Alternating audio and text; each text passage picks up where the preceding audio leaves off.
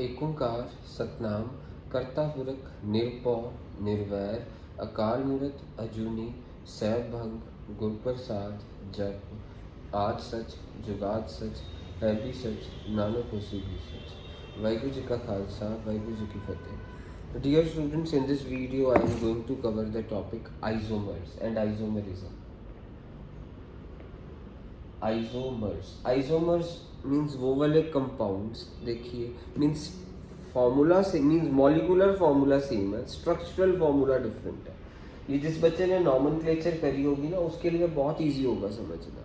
मैं आपको एक एग्जांपल देता हूँ। जैसे ये क्वेश्चन है, जैसे दो स्ट्रक्चर्स है, मीन्स ये डेफिनेशन तभी आप लर्न कर पाएंगे जब आपको इसका बेसिकली मीनिंग पता होगा। वैसे डेफिनेशन लर्न करने का कोई फ़ायदा नहीं है। अब जैसे ये कंपाउंड है, अब इसका नाम क्या होगा, पहले नेम नॉमेनक्लेचर अगर जिसने वीडियो देखी होगी उसी को ये समझ आएगा आइसोमर्स वाला टॉपिक। तो यहाँ पे हमने पूरा कंप्लीट कर दिया इसको। हर कार्बन के साथ 4 बॉन्ड होते हैं। तो अब इसका नाम क्या होगा, बेसिकली इसका नाम होगा 1 2 3 4 5। यहाँ पे नंबरिंग करी हमने 5 की। तो अब हम इसका नाम कह सकते हैं 2 हाइफन मिथाइल। और पेरेंट चेन में कितने हैं कार्बन के एटम, पेंटेन। इसका नाम 2 मिथाइल पेंटेन होगा। और इसका मॉलिक्यूलर फार्मूला, इसका स्ट्रक्चरल फार्मूला ये है। और इसी बंदे का मॉलिक्यूलर फार्मूला हो गया, कार्बन कितने हैं इसके अंदर, 6 टोटल कार्बन है पूरे जगह में, पूरे टोटल कार्बन। ये स्ट्रक्चरल फार्मूला हो गया। और इसी चीज़ का मॉलिक्यूलर फार्मूला क्या होगा, 6 कार्बन के एटम है। और हाइड्रोजन टोटल काउंट कर ले, 1 2 3 4 5 6 7 8 9 10 11 12 13 एंड 14। सो मेरे पास 14 हाइड्रोजन के एटम है। 1 2 3 4 5 6 7 8 9 10 11 12 13 14 C6H14।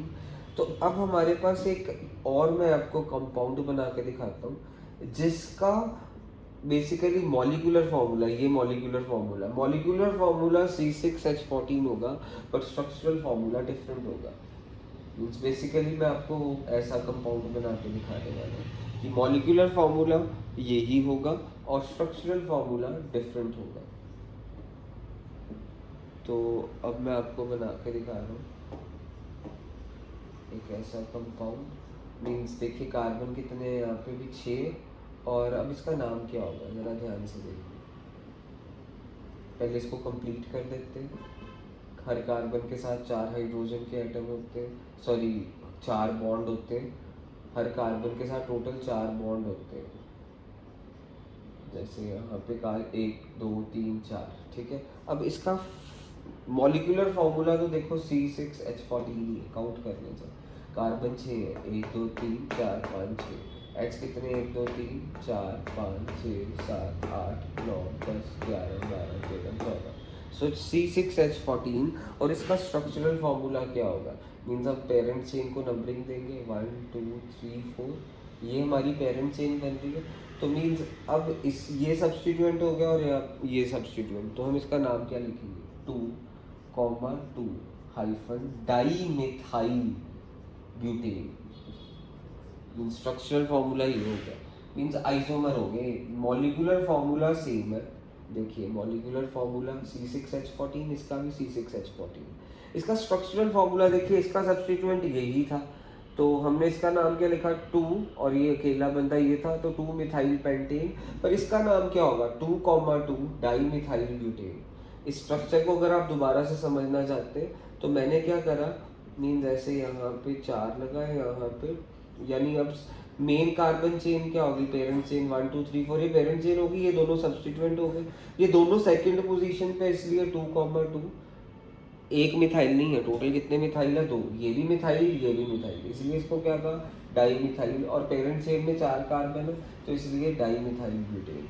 मीन्स मॉलिक्यूलर फार्मूला दोनों का सेम है, C6H14। स्ट्रक्चरल फार्मूला, इसका स्ट्रक्चरल फार्मूला ये और इसका स्ट्रक्चरल फार्मूला ये है।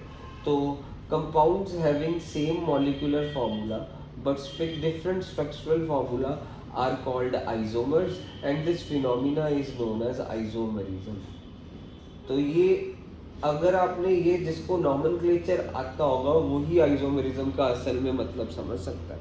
तो अब ये हमारे पास बेसिकली चेन आइसोमेरिज्म हो गया। आइसोमेरिज्म की पहली टाइप, ये आइसोमर्स का मतलब क्या बताया, molecular formula same, molecular formula same, structural formula different. तो अब आइसोमर्स की टोटल 4 टाइप्स हैं। सो टोटल ये हमारा चेन आइसोमेरिज्म हो गया, मींस पेरेंट चेन में फर्क हो गया। मींस इसकी पेरेंट चेन में कितने कार्बन के एटम है 4 और इसकी पेरेंट चेन में कितने कार्बन के एटम है 5। तो ये हमारा कौन सा आइसोमर हो गया, चेन आइसोमेरिज्म। अब चेन आइसोमेरिज्म के बाद अब हम दूसरा आइसोमेरिज्म करने वाले हैं, पोजीशन आइसोमेरिज्म। ये पहली टाइप थी, कौन सी थी हमने अभी डिस्कस करी है, चेन आइसोमेरिज्म, जिसमें पेरेंट चेन की वजह से डिफरेंस आया। अब हम अगली टाइप करने वाले, ये बेसिकली हमारी कौन सी आइसोमेरिज्म थी, चेन आइसोमेरिज्म है, आइसोमर्स ही है और इस प्रोसेस को आइसोमेरिज्म कहते हैं। और इसमें पेरेंट चेन की वजह से आइसोमेरिज्म हुआ तो हमने इसको चेन आइसोमेरिज्म कहा। तो आइसोमर्स की डेफिनेशन फिर से बोल रहा हूँ, compounds having same molecular formula but different structural formula are called isomers and this phenomena is known as isomerism. तो अब मैं आपको अगला कंसेप्ट बताने लगा हूँ। मीन्स ये हमारा चेन आइसोमेरिज्म के बाद अगला आइसोमेरिज्म होता है पोजीशन आइसोमेरिज्म। सेकंड आइसोमेरिज्म की टाइप, मीन्स पहली टाइप हो गई हमारी आइसोमेरिज्म की चेन आइसोमेरिज्म, अब अगली टाइप है पोजीशन आइसोमेरिज्म। पोजीशन आइसोमेरिज्म में क्या होगा कि पोजीशन में फर्क आएगा, डबल बॉन्ड की पोजीशन में जैसे फर्क आ गया। अब इसको हम क्या कहेंगे, मीन्स यहाँ पे हम इसका नाम रखेंगे, अभी बताते हैं, हर कार्बन के साथ 4 बॉन्ड आप पूरे कर दें, हर कार्बन के साथ 4 बॉन्ड मैंने पूरे कर दिए। इसका नाम क्या होगा, टोटल कितने कार्बन के एटम है 5, तो हम इसको क्या कहेंगे, पेंटीन। पेंटीन,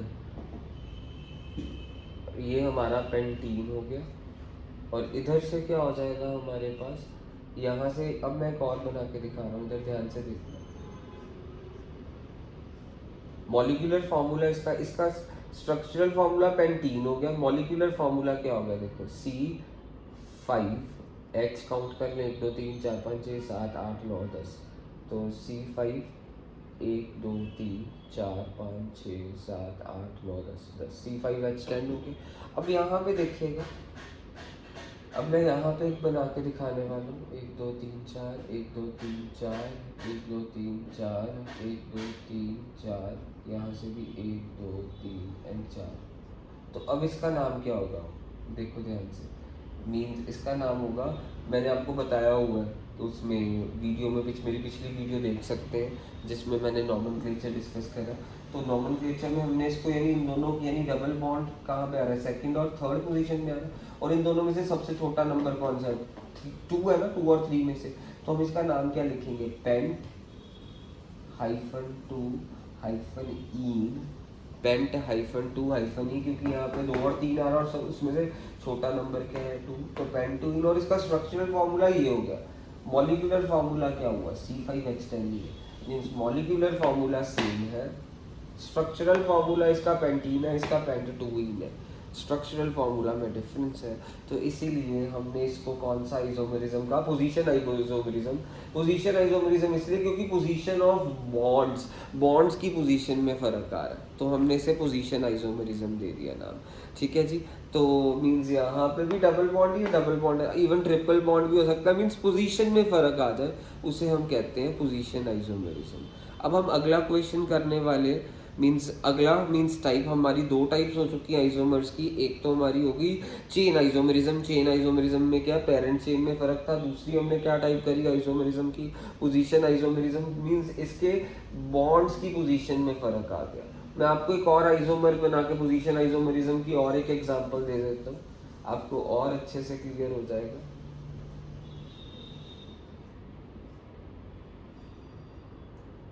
जैसे ये ना, अब मैं पहले इसको कंप्लीट कर देता हूँ, 1 2, मीन्स अगर ये कंसेप्ट समझना है पहले आपको नॉमेनक्लेचर अच्छे से रटा हुआ हो। अगर नॉमेनक्लेचर नहीं आता तो इसको करने का कोई फ़ायदा नहीं है मेरे बच्चे। तो अब इसका नेम क्या होगा, मीन्स पहले मॉलिक्यूलर फार्मूला लिख देते हैं। मॉलिक्यूलर फार्मूला C काउंट कर ले, कितने 7, और H काउंट कर लें 1 2 3 4 5 6 7 8 9 10 11 12, तो मेरे H 12 और इसका फॉर्मूला क्या होगा 1 2 3 4 5 6 7 मीन्स इसका फॉर्मूला होगा हेप्ट 3 आई, हेप्ट 3 आई। ये हमारा क्या हो गया स्ट्रक्चरल फार्मूला। इसका स्ट्रक्चरल फार्मूला हेप्ट 3 आइन मीन्स हमने देखना है यहाँ पे डबल बॉन्ड 3 और 4 नंबर पे आ रहा है और इनमें से छोटा नंबर क्या है 3, और आइन इसलिए लिखा ट्रिपल बॉन्ड के लिए वर्ड क्या होता है वाई एन, ये तो आपको नॉमेनक्लेचर में देखना ही पड़ेगा। अब मैं एक और बना के दिखा रहा हूँ, जरा ध्यान से देखिए। 3 4 5 6 7 इन सब मैं यहाँ पे ऐसे कर दिया और यहाँ पे अब मैं क्या कह सकता हूँ, अब यहाँ पे मैंने कंप्लीट कर दिया पहले 1 2 3 4 हर कार्बन के साथ 4 बॉन्ड कंप्लीट कर दिए, हर कार्बन के साथ 4 बॉन्ड कंप्लीट करने होते हैं हमारे को। तो अब इसका नाम क्या होगा, पहले इसको नंबरिंग दे देंगे हम, नंबरिंग देंगे 1 2 पेरेंट चेन 4 5 6 7। इसका मॉलिक्यूलर फार्मूला C7H12 भी है और इसका स्ट्रक्चरल फार्मूला क्या है हेप्ट 2 और 3 में छोटा नंबर क्या है 2 एंड आई, क्योंकि ट्रिपल बॉन्ड है इसलिए हेप्ट 2 आइन मीन्स स्ट्रक्चरल फार्मूला इसका हेप्ट 3 आइन है, इसका स्ट्रक्चरल फार्मूला क्या है हेप्ट 2 आइन है, और इसका मॉलिक्यूलर फार्मूला ये है, इसका भी मॉलिक्यूलर फार्मूला ये है। मॉलिक्यूलर फार्मूला सेम है, स्ट्रक्चरल फार्मूला डिफरेंट है क्योंकि बॉन्ड की पोजीशन डिफरेंट पोजीशन पे, इसीलिए इसको हमने पोजीशन आइसोमेरिज्म बोला। अब मैं आपको बताने वाला हूँ फंक्शनल आइसोमेरिज्म। अगला आइसोमर है हमारा फंक्शनल आइसोमर मीन्स अब हम अगला means third type of isomer that is functional isomer. ध्यान से देखिएगा, थर्ड आइसोमर फंक्शनल आइसोमर है,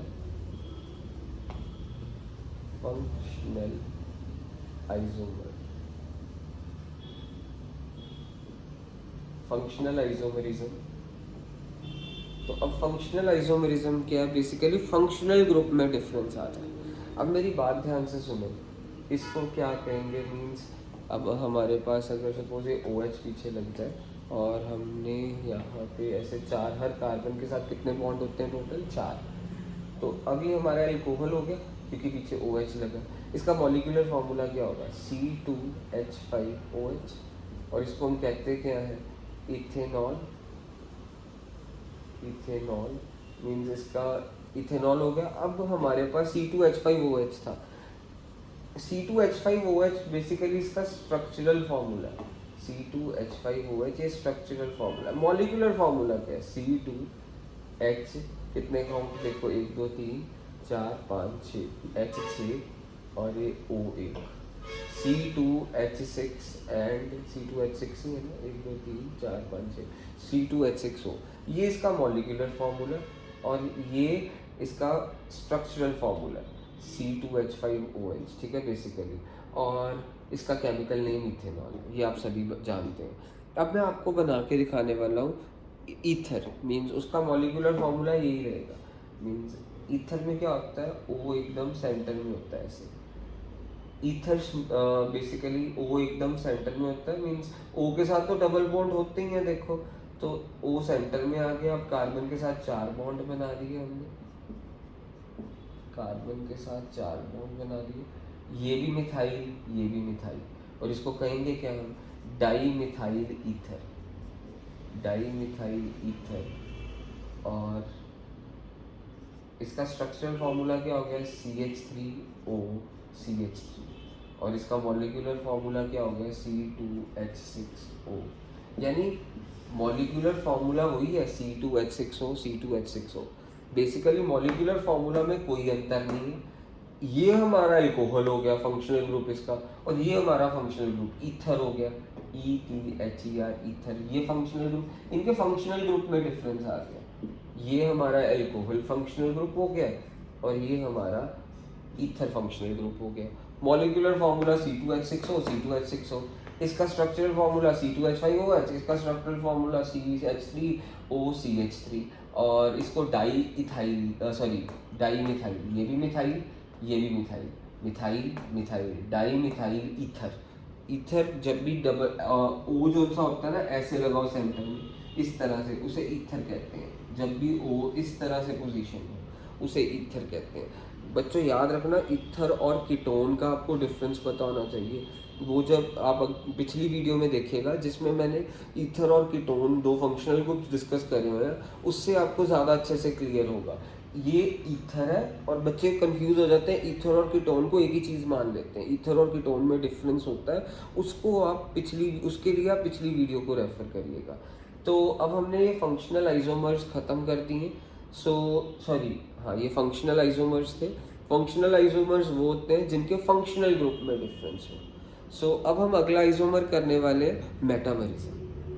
अब अगला आइसोमर करने वाले मेटामेरिज्म। ध्यान से देखिएगा, मीन्स हमारे टोटल अभी हमने कितने आइसोमर्स करे। आइसोमर्स की डेफिनेशन तो ये पढ़ी है, compounds having same molecular formula but different structural formula. हमने अभी तक पढ़ा chain isomerism, position isomerism, functional isomerism. अब हम करने जा रहे हैं मेटामेरिज्म।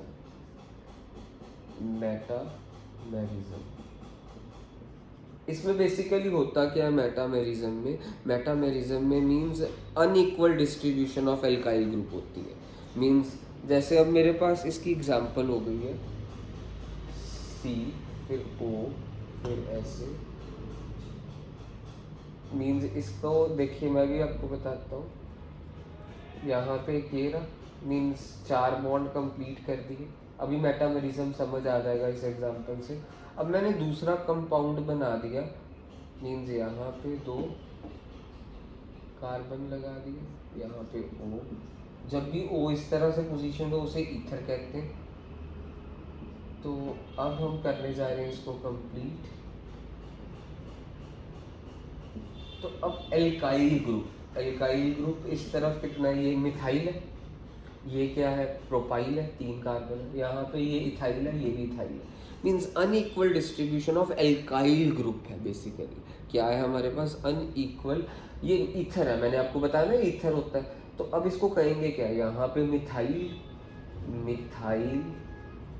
यहाँ पे प्रोपाइल, मिथाइल और यहाँ पे क्या प्रोपाइल।